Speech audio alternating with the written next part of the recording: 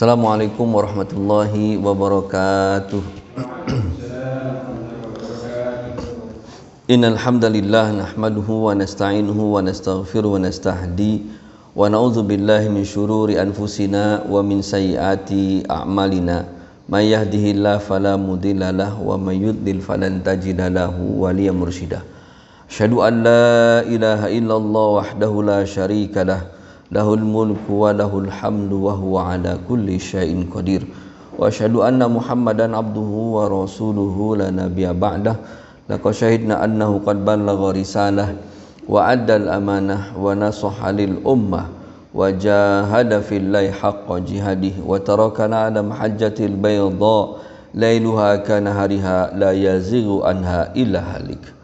Allahumma salli wa sallim ala asyrafil anbiya'i wal mursalin nabiyina Muhammadin wa ala alihi wa sahbihi wa man tabi'ahum bi ihsanin ila yaumiddin.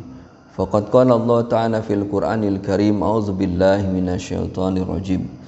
Innallaha ya'muru bil 'adli wal ihsani wa ita'i dzil qurba wa yanha 'anil fahsya'i wal munkar wal baghi ya'idzukum la'allakum tadhakkarun. Wa qala Rasulullah sallallahu alaihi wasallam fi hadithihi, qala Allah azza wa jalla, ana rahman wa ana khalaqtur rahm wa ishtaqaqtu laha min ismi faman wasalaha wasaltuhu wa man qata'aha batathu.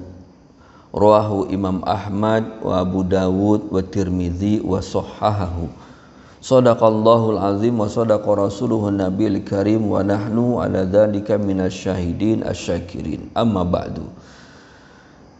Hadirin ikhwati iman yang dirahmati Allah Subhanahu wa taala, sahabat MKA Media yang berbahagia, marilah sama-sama kita panjatkan puji dan syukur kehadirat Allah Subhanahu wa taala yang telah memberikan kepada kita nikmatnya, nikmat iman, nikmat Islam, nikmat sehat. Dan juga Allah Subhanahu wa ta'ala memberikan kemudahan kepada kita semua untuk memulai aktivitas pada pagi hari ini dengan ibadah kepada Allah Subhanahu wa ta'ala, menunaikan salat subuh. Dan mudah-mudahan kita berdoa kepada Allah Subhanahu wa ta'ala, Allah Subhanahu wa ta'ala menerima salat kita, Allah Subhanahu wa ta'ala mengabulkan doa kita semua. Salawat dan salam semoga dilimpahkan kepada Nabi kita Nabi Muhammad sallallahu alaihi wasallam. Ikhwati iman yang dirahmati Allah Subhanahu wa taala, dalam kesempatan yang berbahagia ini kita juga bersyukur kepada Allah Subhanahu wa taala. Allah Subhanahu wa taala kembali memberikan kesempatan kepada kita untuk mengkaji ayat-ayat Allah Subhanahu wa taala, mempelajari hadis-hadis Rasulullah sallallahu alaihi wasallam melalui salah satu kitab rujukan, buku rujukan yang kita ambil dari salah satu karya besar ulama kita, Syekh Abu Bakar Al-Jazairi rahmatullah alaih, dalam bukunya yang berjudul Minhajul Muslim. Dan insyaallah pada pagi hari ini kita akan membahas tentang hak-hak terhadap kerabat, karib atau kerabat kita kenal. Ikhwati iman yang dirahmati Allah Subhanahu wa taala, kata kerabat sendiri jika kita telusuri definisi atau makna, salah satunya yang terdapat dalam Kamus Besar Bahasa Indonesia, kerabat itu adalah punya makna yang pertama yang dekat pertalian keluarga, sedarah sedaging. Kemudian kerabat itu juga punya arti keluarga, sanak dan saudara. Ada juga yang ketiga, kerabat itu adalah keturunan induk yang sama yang dihasilkan dari gamet yang berbeda. Ikhwati iman yang dirahmati Allah Subhanahu wa taala, kerabat yang kita pahami adalah kerabat hubungan pertalian sedarah sedaging. Kita akan coba mengetahui siapa yang disebut dengan kerabat dari sisi syariah. Kalau kita lihat, syariah Islam membagi al-qarabah ila khamsati anwa, kepada 5 macam. Yang pertama adalah qarabatun nasab. Yang pertama itu kerabat satu nasab. Dan yang satu nasab ini dibagi menjadi dua. Al-far'ul awwal wa huwa al-qarabatul mubashirah an-natijah aniz zawaj. Sawa'un kanu zawjaini min ailatin wahidatin aw min aslaini mukhtalifaini. Yang pertama adalah yang memiliki hubungan langsung yang dihasilkan dari hubungan pernikahan, ya. Baik pernikahan itu kanu zaujaini min ailatin wahidatin, hubungannya dari satu keluarga besar ataupun dari keluarga yang berbeda. Wa tilkal silatu ismun akhar wa hiya silatud dam. Hubungan itu yang kita kenal dengan hubungan saudara. Sehingga disebut di hubungan saudara itu minal ab wal wa ila auladihim min tilkal ilaqat. Bapak, ibu, anak-anaknya itu disebut dengan al-qarabah yang memiliki hubungan langsung. Yang kedua adalah qarabatul hawashi, qarabah yang takunul qarabah aw silah mislu qarabah umumiyah, hubungan kerabat secara umum. Misalnya disebutkan di sini qarabatul khal likulli min auladi banati akhihi aw ukhtihi, paman, bibi baik dari bapak, dari ibu, itu disebut dengan kerabat. Ini jenis yang pertama, kerabat nasab. Jadi ada ikatan satu nasab. Yang kedua adalah qarabah al-musaharah. Qarabah musaharah itu hubungan kerabat yang dihasilkan dari pernikahan yang telah dihalalkan oleh Allah Subhanahu wa taala. Hubungan ini hubungan antara seorang istri dengan saudara laki-laki suaminya, dengan saudara perempuan suaminya. Begitu juga sebaliknya. Ini namanya qarabah al-musaharah. Yang ketiga adalah qarabah ar-ridha, kerabat yang dihasilkan dari sepersusuan. Bisa jadi tidak ada hubungan nasab tapi ada hubungan sepersusuan. Jika seorang ibu dia punya anak lalu ia menyusui anaknya, lalu ada anak yang lain yang juga dia susui, karena bisa disebabkan ibu dari anak tersebut tidak bisa menyusuinya atau telah meninggal dunia, maka anak tersebut disusui oleh ibunya. Maka antara anaknya dengan anak dari ibu yang lain itu punya hubungan sepersusuan. Dan hubungan sepersusuan ini memiliki hubungan yang kuat, dia menjadi mahram atau tidak boleh dinikahkan. Ini kerabat sepersusuan. Kemudian yang berikutnya adalah al-qarabatu tabanni, kerabat tabanni, kerabat yang dihasilkan dari tubna syakhsin au usratin mali syakhsin la yamassuhum bi ayyisilatin qarabah walakin syariat al-islamiyah wal qanun la ya'tarifu bitilkal sirah. Hubungan yang dihasilkan dari yang dibangun oleh seseorang atau satu keluarga terhadap keluarga yang lain, yang tidak ada hubungan kerabat sama sekali. Akan tetapi dalam syariat Islam hubungan ini tidak dikenal. Kemudian kerabat yang kelima atau yang terakhir disebut dengan qarabat at-tabi'iyah, hubungan kerabat yang memang biasa kita kenal. Wahia silatun qarabat tantijum an alaqatin ghairu an alaqat ghairu masyru'ah tamat biduni zawaj ay natija an ittisali jinsi bizina. Hubungan kerabat yang dihasilkan dari hubungan yang tidak dibenarkan secara syariat, tidak disempurnakan dengan pernikahan atau dihasilkan dari perzinahan. Wa min amsilati tilkal ilaqatil ab bi ibnihi ghairi syar'i, hubungan antara seorang bapak dengan anaknya yang bukan syar'i. Au ilaqatil ibni syar'i li ibnil ghairi syar'i, atau anak yang lahir dari pernikahan dengan anak yang bukan lahir dari pernikahan. Ini ada 5 jenis kerabat. Ikhwati iman yang dirahmati Allah Subhanahu wa taala, dalam kerabat juga Islam melihat ada kerabat yang termasuk mahram. Mahram itu yang tidak boleh dinikahi. Yang pertama adalah 7 wanita yang tidak boleh dinikahi karena hubungan nasab. Ada 7. Ibu, nenek, buyut perempuan sampai ke atas. Yang kedua anak perempuan, cucu perempuan, dan seterusnya sampai ke bawah. Anak perempuan, cucu perempuan, cicit perempuan sampai ke bawah. Yang ketiga saudara perempuan, baik saudara kandung, saudari kandung, atau saudari sebapak atau seibu. Kemudian yang keempat adalah keponakan perempuan. Keponakan perempuan. Jadi keponakan itu adalah saya punya kakak, punya adik, lalu kakak atau adik saya itu punya anak perempuan. Nah, itu namanya keponakan perempuan. Kalau anak saya dengan anak kakak atau adik saya namanya saudara sepupu. Nah, jadi kalau keponakan perempuan itu mahram. Keponakan perempuan dari saudara laki-laki dan keturunannya ke bawah. Kemudian nomor 6 bibi dari jalur bapak, dalam bahasa Arab istilahnya ammah. Kalau bibi dari jalur ibu namanya khalah. Ini tidak boleh kerabat yang mahram. Kemudian yang kedua, kerabat yang haram yang kedua adalah karena hubungan pernikahan. Tadi hubungan nasab, sekarang hubungan pernikahan.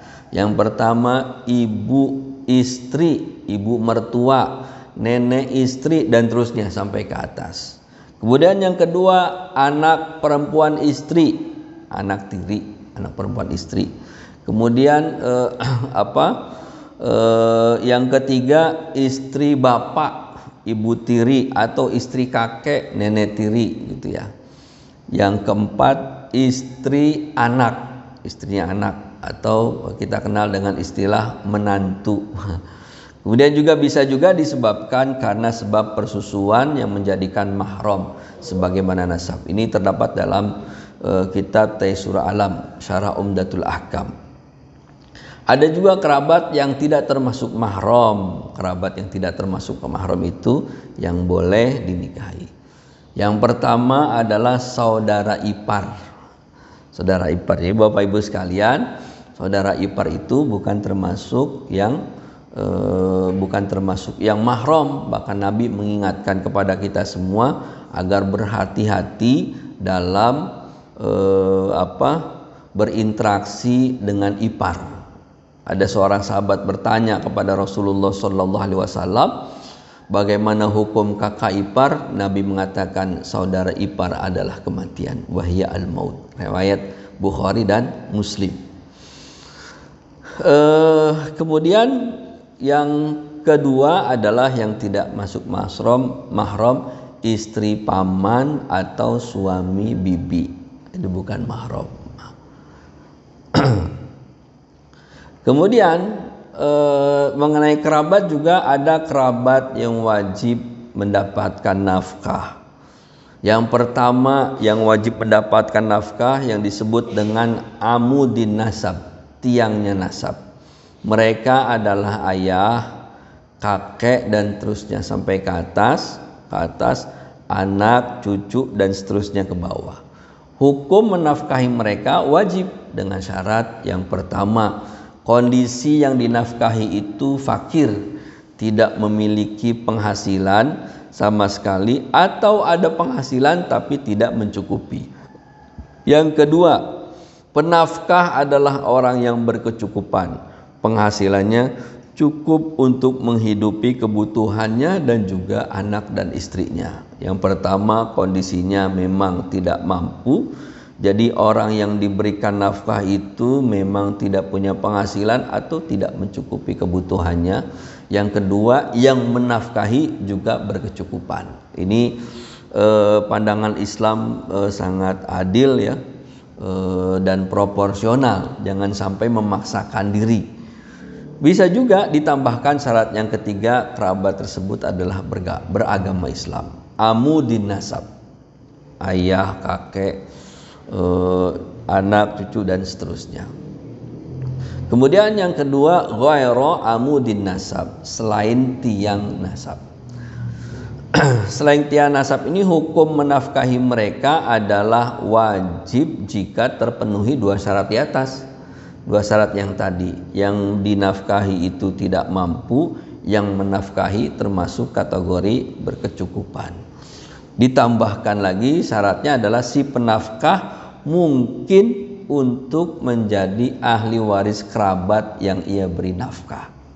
Ahli waris kerabat yang ia beri nafkah.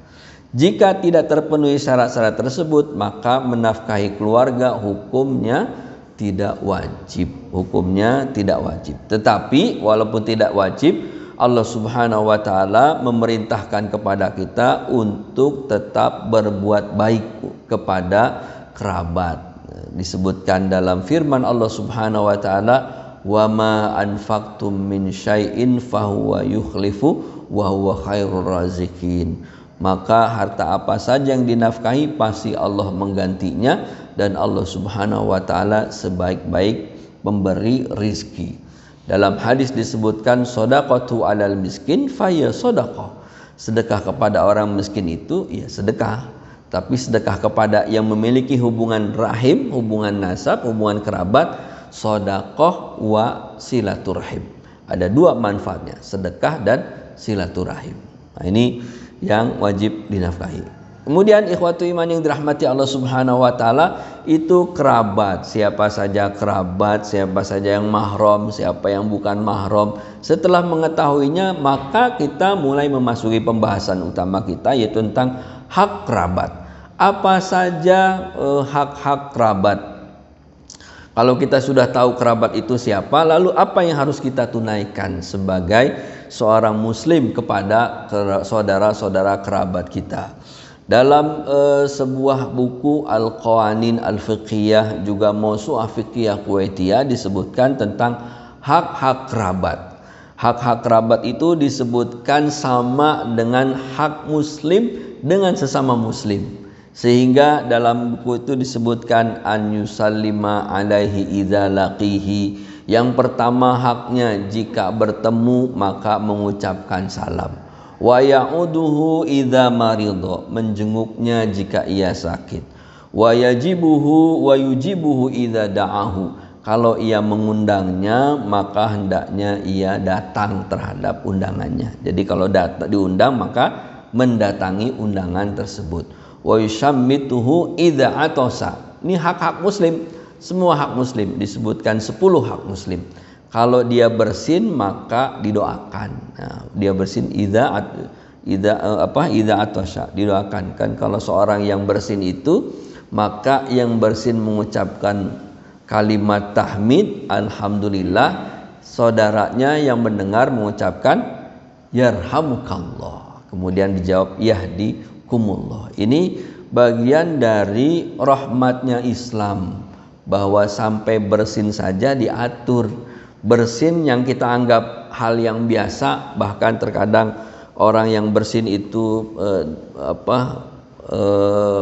kita suka tertawain ya, karena kalimat bersin hajim atau apa gitu, jadi kesannya lucu. Tapi dalam Islam bukan lucu-lucuan. Yang demikian itu ketika bersin, karena ketika bersin itu keluar bakteri-bakteri, kotoran-kotoran, dan biasanya setelah bersin kita menjadi lega, maka dianjurkan oleh Rasulullah SAW mengucapkan tahmid, bersyukur kepada Allah Subhanahu wa ta'ala. Begitu bertahmid, yang mendengarkan mendoakan yarhamukumullah, semoga Allah merahmati engkau, lalu didoakan yahdikumullah wa yuslihu balakum. Ini doa yang luar biasa. Wa yushahidu janazatuhu idza mata. Kalau ketika meninggal dunia maka ia saksikan jenazahnya, ia antar, tunaikan hak-hak jenazahnya. Karena hak jenazah itu, hak terhadap orang yang meninggal itu, yang pertama adalah memandikan, mengkafani, menyolatkan, dan yang keempat adalah menguburkan. Itu harus ditunaikan dan kita menyaksikan. Wa yabiru qismuhu idza aqsama, berbuat baik Kemudian juga wayan sohalahu idza istansohahu, memberikan nasihat jika ia meminta nasihat.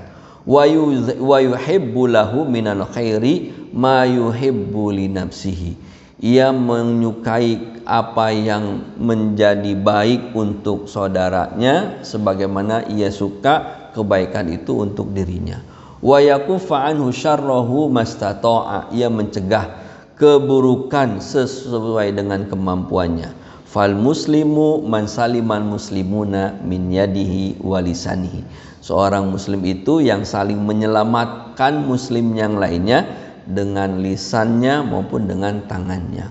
Dan juga ia berupaya bersungguh-sungguh memberikan kebaikan, melakukan kebaikan untuk kerabatnya sesuai dengan kemampuannya. Wa illam yaqdir ala syai' fa kalimatun thayyibatun, kalaulah ia tidak mampu melakukan sesuatu kebaikan kepada kerabatnya, maka cukup dengan kalimat thayyibah, menyampaikan kalimat yang baik.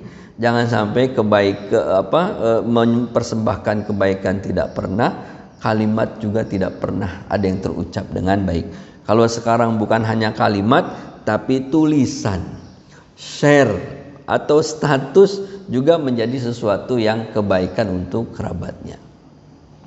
Ini selain itu juga ditambahkan hak silaturahim bil ihsan, hak menyambungkan silaturahim, hak ziarat, hak saling mengunjungi, wa husnul kalam, dengan perkataan-perkataan yang baik. Ini menurut Mawsu'ah Fiqhiyah Al-Quwatiyah. Syekh Abu Bakar Al-Jazairi dalam kitabnya Minhajul Muslim menyebutkan hak-hak kerabat. Beliau mengatakan bahwa hak kerabat itu sama dengan hak terhadap kerabat sama dengan seseorang menunaikan haknya kepada orang tuanya, kepada anak-anaknya. Jadi disebutkan memiliki hak yang sama. Sehingga beliau menyampaikan dalam bukunya, beliau mengatakan fal muslim yaltazimu li aqaribihi wa dhawi rahmihi binafsil adabi allati yaltazimu biha liwalidayhi wa waladihi wa ikhwatihi fayu'amilu khalatuhu mu'amalata ummihi wa ammatahu mu'ammalata abihi. Seorang muslim itu dia komitmen terhadap kerabatnya dan yang memiliki hubungan rahim dengannya sama dengan adab terhadap orang tuanya, kedua orang tuanya, bapak dan ibunya, sama dengan kepada anaknya, sama dengan kepada saudara-saudaranya. Maka beliau mengatakan seseorang berinteraksi dengan kholahnya. Kholah itu bibi dari ibunya, adik kakak atau kakak ibunya, maka ia berinteraksi dengan adik kakak ibunya sama dengan berinteraksi dengan ibunya. Ketika ia berinteraksi dengan pamannya atau bibinya dari bapaknya, maka sama interaksi dengan bapaknya. Wa kama yu'amilul abba wal yu'amilul khal wal am fi kulli mazharin min mazhari ta'atil walidaini wa birrihima wal ihsani ilaihima. Maka semua interaksi itu sama kedudukannya dengan kedua orang tuanya, taatnya sama. Sehingga kalau kita lihat dalam bukunya, beliau menyebutkan beberapa hak terhadap kerabat. Yang pertama adalah berbuat baik kepada kerabat. Yang kedua disebutkan menghormati kepada yang lebih tua. Yang lebih tua maka dihormati, menyayangi yang lebih muda, kemudian menyambungkan silaturahim, menjenguknya ketika ia sedang sakit, membantunya ketika ia membutuhkan, bertakziah. Takziah itu turut berduka cita ketika ia mendapatkan musibah. Kemudian juga disebutkan berbuat lemah lembut sekalipun kerabatnya berlaku kasar atau al-jafaf, kasar dan tidak membuat enak terhadap dirinya. Kalaupun kerabatnya itu enggak mengenakan, ada kata perilaku yang kurang nyaman buat dirinya, maka disebutkan oleh Syekh Abu Bakar Al-Jazairi, tetap hak kepada kita yang harus dilakukan adalah berbuat lemah lembut. Hak-hak ini disebutkan oleh Syekh Abu Bakar Al-Jazairi berdasarkan beberapa dalil-dalil yang terdapat dalam Al-Quran. Yang pertama, beliau menyebutkan firman Allah Subhanahu wa taala dalam surat An-Nisa ayat yang pertama. Potongan ayatnya adalah wattaqullahal tasaaluna bihi wal arham innallaha kana 'alaikum raqiba. Kata Allah Subhanahu wa taala, bertakwalah kalian kepada Allah yang dengan namanya kamu meminta kepada Allah Subhanahu wa taala, wal arham, dan peliharalah hubungan silaturahim. Kalau kita lihat awal surat An-Nisa, Allah Subhanahu wa taala memerintahkan kepada kita semua secara umum. Ayatnya ditujukan kepada manusia. Ya ayuhan nas, wahai manusia, ittaqu rabbakum, bertakwalah kalian kepada Rabb kalian, alladzi khalaqakum min nafsin wahidatin wa khalaqa minha zawjaha wa batha minhuma rijalan katsiran wan nisaa wattaqullaha alladzi tasaaluna bihi wal arham. Disebutkan oleh Allah Subhanahu wa taala, wahai semua manusia. Jadi ayat ini tidak dikhususkan kepada orang beriman, tapi seluruh manusia.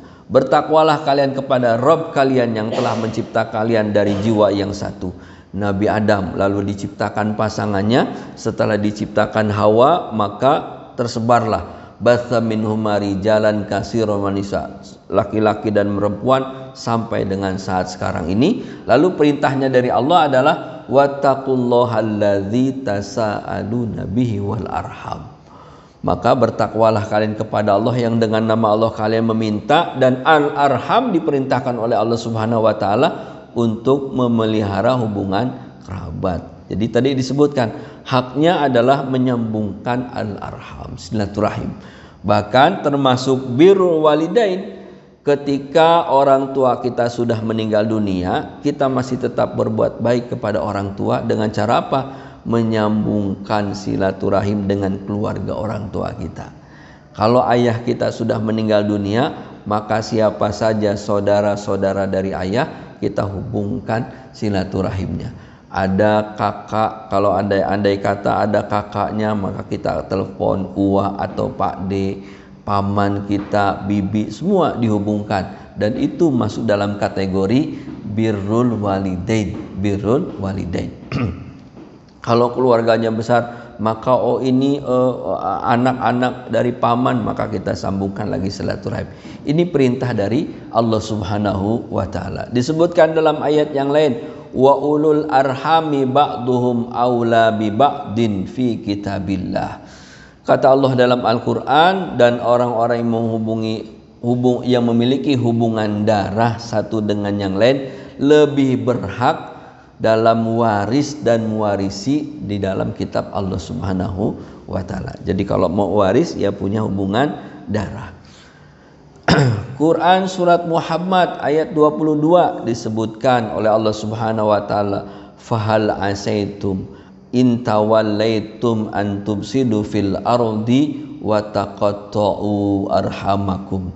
Kata Allah, maka apakah kiranya kamu mau berkuasa sedangkan kalian membuat kerusakan di muka bumi dan memutuskan silaturahim, memutuskan al-arham, memutuskan hubungan kekeluargaan. Nah, ini enggak boleh, Bapak Ibu yang dirahmati Allah Subhanahu wa taala. Kemudian dalam surat Ar-Rum ayat 38 Allah juga menyampaikan pesan, fa'ati dzal qurba haqqahu wal miskina wabnis sabil dzalika khairun lilladzina yuriduna wajhallahi wa ulaika humul muflihun. Maka berilah kerabat itu haknya, zawil qurba itu haknya, orang-orang miskin juga demikian, ibnu sabil juga demikian. Maka Allah katakan dzalika khairun lilladzina yuriduna wajhallah, yang demikian itu yang lebih baik dari orang-orang yang mencintai keridhaan Allah.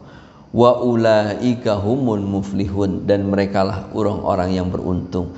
Jadi orang yang menunaikan hak kerabatnya, yang tadi disebutkan ada berapa hak kerabat: berbuat baik kepada kerabat, menghormati yang lebih tua, menyayangi yang masih muda, menyambungkan silaturahim, menjenguk ketika sakit, membantu ketika membutuhkan, bertakziah ketika mendapatkan musibah, bersikap lemah lembut kepada saudara, kepada kerabat walaupun kerabat itu berbuat kasar. Ini bagian dari perintah Allah Subhanahu wa taala. Faati, ati ini fi'il amr yang menunjukkan al aslu fil amri lil wujub, asal dalam perintah menunjukkan wajib. Maka wajib buat kita semua untuk memberikan kepada kerabat kita, menunaikan hak-haknya, menunaikan haknya.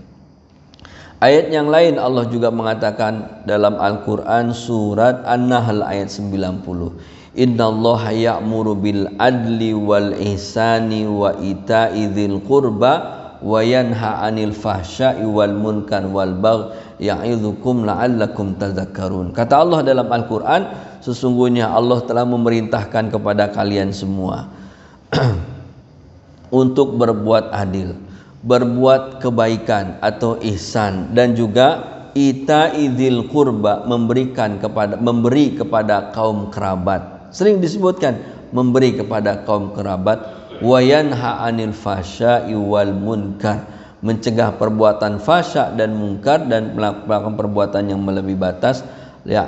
Ya'idzukum la'allakum tadhakkarun, agar kamu mendapatkan pelajaran. Dalam surat An-Nisa ayat 36, ini yang pernah kita bahas pada 2 pekan yang lalu atau pertemuan sebelumnya, berkaitan dengan menunaikan hak terhadap tetangga. Maka disebutkan perintah Allah Subhanahu wa taala, wa'budullaha wa la tusyriku bihi syai'an wa bil walidaini ihsana wa bidzil qurba wal yatama wal masakin wal jari dzil qurba wal jaril junubi was sahibi bil janbi al ayah. Allah katakan, u'budullaha, beribadahlah kalian kepada Allah, wala tusyriku bihi syai'an, dan jangan berbuat syirik, dengan menyekutukan Allah Subhanahu wa taala sedikit pun. Perintah Allah beribadah kepada Allah, lalu disebutkan wabil walidaini ihsana. Perintah kedua, berbuat ihsan kepada kedua orang tua. Dilanjutkan perbuatan ihsan tersebut, wabil walidaini ihsana. Jadi kalimat ihsannya disebutkan satu setelah menyebutkan kepada kedua orang tua. Sisanya tidak disebutkan ihsan, tapi semuanya karena wawnya waw atop, maka semuanya mengikuti. Tidak disebutkan wabil walidaini ihsana, wabidzil qurba ihsana, wal yatama ihsana, wal masakina ihsana, wal jari dzil qurba. Tidak disebutkan demikian, cukup satu disebutkan, maknanya mencukup untuk seluruhnya, perintahnya untuk seluruhnya. Sehingga setelah Allah perintahkan untuk beribadah, tidak berbuat syirik, berbuat baik kepada orang tua, maka setelah berbuat baik kepada orang tua, selanjutnya adalah disebutkan wa bidzil qurba, berbuat baik kepada kerabat. Bahkan ketika ada seorang sahabat bertanya kepada Rasulullah sallallahu alaihi wasallam, siapa yang paling berhak untuk aku berbuat baik? Al-abarra, yang paling aku berhak untuk berbuat baik kepadanya, maka disebutkan ummuka, sampai 3 kali ummuka, ummuka, ibumu, ibumu, ibumu. Baru yang keempat disebutkan summaman abuka, bapakmu. Kemudian disebutkan fal aqrab wal aqrab. Fal aqrab wal aqrab menunjukkan kerabat yang dekat, yang paling dekat, kemudian yang paling dekat, dan begitu seterusnya. Yang paling dekat siapa? Kalau yang paling dekat, kerabat yang paling dekat buat kita adalah kakak dan adik, satu nasab, satu bapak, satu ibu. Lalu jika memiliki kerabat yang lain dari bukan satu bapak satu ibu, maka itu juga termasuk yang fal aqrab wal aqrab. Kemudian disebutkan setelahnya paman, keluarga bibi, baik dari ibu maupun dari bapak, dan seterusnya dan seterusnya. Fal aqrab wal aqrab, dan itulah yang disebut dengan kerabat, dan perintahnya dari Allah Subhanahu wa taala adalah untuk berbuat baik. Dalam Al-Quran surat An-Nisa ayat 8 juga Allah Subhanahu wa taala menyebutkan firman-Nya, wa idza hadara qismata ulul qurba wal yatama wal masakin farzuquhum minhu wa qulu lahum qawlan ma'rufa. Apabila waktu pembagian itu telah datang, telah hadir kerabat, anak yatim, orang miskin, maka berilah harta pemberian tersebut. Kalau pas datang ini bicara tentang harta waris, Bapak Ibu sekalian, sahabat MKM yang dirahmati Allah Subhanahu wa taala, bicara tentang harta waris. Harta waris itu didistribusikan, dibagikan kepada ahli waris. Ahli waris itu disebutkan ayat-ayat tentang waris itu dari mulai surat An-Nisa ayat 7 sampai dengan 12 dan juga ayat surat An-Nisa ayat terakhir tentang kalalah. Disebutkan oleh Allah Subhanahu wa taala dalam Al-Qur'an, jika sudah tiba masa penghitungan harta warisnya, maka hadirkan semua kerabatnya, lalu disebutkan anak orang-orang miskin, disebutkan lagi maka perintahnya farzuquhum, berikanlah mereka bagiannya. Maksudnya adalah ikhwati yang dirahmati Allah Subhanahu wa taala, dalam harta waris itu jika ada ahli waris yang memang ia berhak mendapatkan warisnya, tidak ada satupun yang menghalanginya untuk mendapatkan waris, yaitu bapak, ibu, istri, dan anak. Jadi kalau ada bapak, ibu, istri, suami, dan anak, ini akan mendapatkan waris dan mereka tidak terhalangi dengan keberadaan kerabat siapapun. Misalnya ada saudara si mayit, maka mereka tetap berhak. Justru sebaliknya, ada yang dia terhalangi mendapatkan hak warisnya. Jika ada anak, maka saudara-saudaranya tidak berhak mendapatkan harta waris. Jadi saudaranya, meskipun kakaknya paling berjasa terhadap adiknya atau adiknya sangat berjasa kepada kakaknya, tapi dalam pembagian waris dia tidak disebutkan sebagai ahli waris. Jika ada anak mendapatkan porsi dalam harta waris dari dari orang tuanya, baik ibunya maupun bapaknya. Yang lainnya enggak. Tapi dalam Al-Quran diperintahkan dihadirkan. Apa hubungannya menghadirkan kerabat, menghadirkan orang-orang miskin, anak yatim dan orang miskin dalam pembagian waris? Mereka bukan ahli waris. Sehingga ikhwati yang dirahmati Allah Subhanahu wa taala, ketika sudah mau dibagikan, maka yang dianjurkan di dalam Islam adalah mendistribusikan maksimal 1/3 dari harta waris kepada kerabat yang tidak mendapatkan hak warisnya. Ada paman, ada kakak atau adik dari si mayit. Kemudian juga diberikan kepada anak yatim, diberikan kepada orang miskin. Ini maksimal 1/3. Kata Nabi SAW, as-sulusu wa sulusul kasir. Cukup dengan 1/3, jangan sampai lebih dari 1/3. Selebihnya diberikan kepada ahli waris. Kalau ada ibu bapaknya, maka ibu bapaknya mendapatkan hak warisnya 1/6. Istrinya atau suaminya mendapatkan 1/4 atau 1/8 atau setengahnya jika tidak punya anak. Ikhwati yang dirahmati Allah Subhanahu, ini makna dari surat An-Nisa ayat 8. Kemudian dalil dari Rasulullah Sallallahu Alaihi Wasallam berkaitan dengan berbuat baik kepada kerabat disebutkan. Hadisnya hadis qudsi. Hadis qudsi ini disebutkan oleh Syekh Abu Bakar Al-Jazairi, dikutip dari beberapa dari hadis riwayat Imam Ahmad, Abu Daud dan Tirmizi.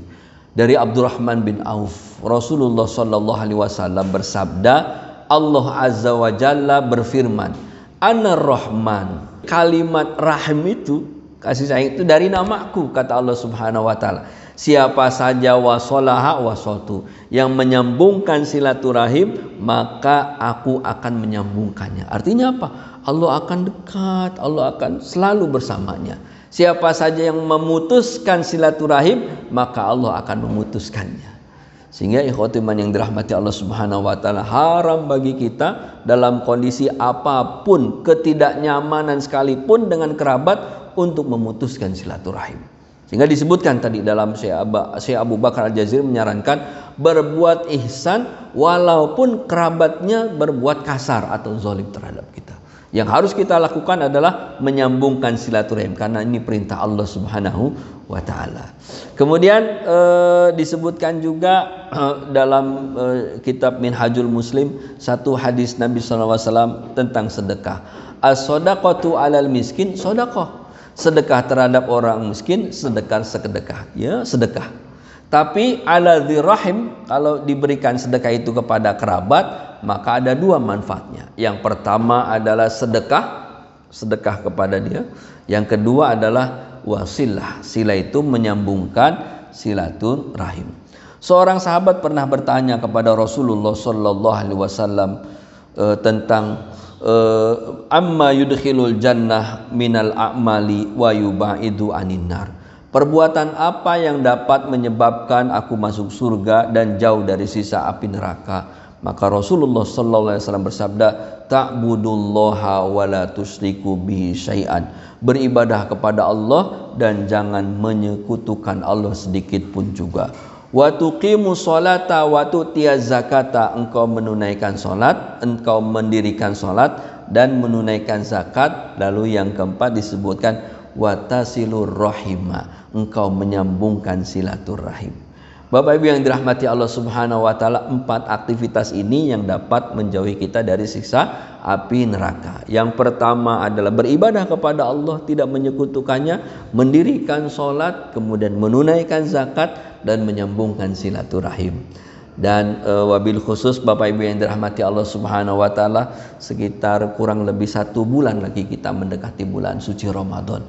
Maka menyambungkan silaturahim sangat dianjurkan. Mendekat bukan berarti bahwa hanya jelang Ramadan kita bersilaturahim, tapi ini aktivitas yang dianjurkan.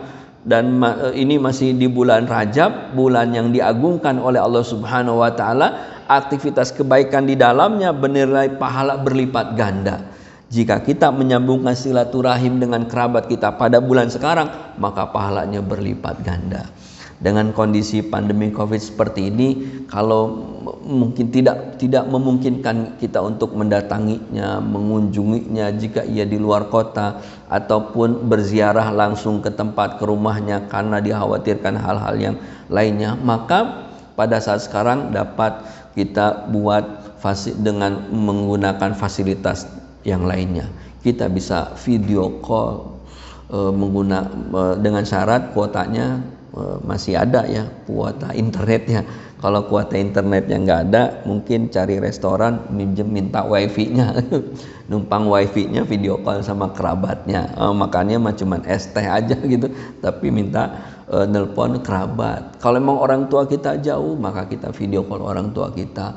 Kalau orang tua kita dekat, maka datang kepada orang tua kita. Kalau memang kita khawatir, video call dengan kerabat. Dan ini dianjurkan ikhwati iman yang dirahmati Allah Subhanahu wa taala.